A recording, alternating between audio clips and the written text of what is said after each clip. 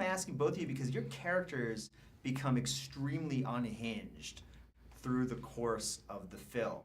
As actors, was that difficult to sort of do? Because I imagine you're shooting out of sequence, and was it hard to kind of keep that going? I mean, it was fun overall, but yeah, like you mentioned, we did shoot out of sequence, so it was kind of hard to keep up with what level you were at with your unraveling. It was probably less fun because she had so much makeup for her. Like, I mean, it's horrible makeup.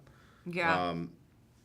That she couldn't just pop back and forth out of to go back to being normal again. Right. So for me, I kind of wore the same clothes and had a slow descent and. Yeah, it was good in a sense that, you know, because my hair was a different color than I am naturally, I almost felt like I couldn't leave her at all. Like, even when I would go home to the hotel and, like, wash off everything and put my hair in a ponytail and look like myself, I still didn't seem like myself to myself until I actually went and got my hair put back to normal. And then I was like, okay, good, I feel better now.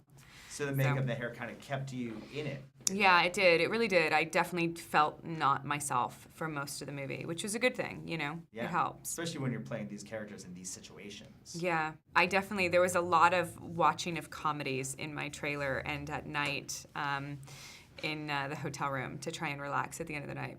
Well, that's really interesting because I always wonder that when you're working on a film that is so sort of dramatic as this is and scary in some ways, is it fun to make? Are you having fun on the set, or do you have to go home and watch some comedies and kind of get in a different mood to not let it shake you? I think it you know, we had fun. There was times where we had fun, and then there was times where, you know, you have to do a scene that is so far out there that I don't think you can start laughing. We had scenes where we would just laugh, you know. Yeah. Yeah. Like almost hysterically. Yeah. Yeah. And then there were other scenes where it was like you're so focused, like in the scenes that I had a lot of scenes with Annalise that were violent. And in those scenes, she and I would intentionally step away and just laugh so hard. But then, like, right before, you'd have to, she and I, there were a lot of, like, crying scenes between her and I, in the sense of, you know, that we would have to step away and focus right before, because you can't go from intense laughter to, like, sobbing right afterwards. It's just too much of a, you know, it's too much of a difference. The mirror in the film, its power is really feeding off of your insecurities in a way, rather than being some other sort of supernatural thing. Was that kind of really realistic and something you could relate to? You know, I didn't.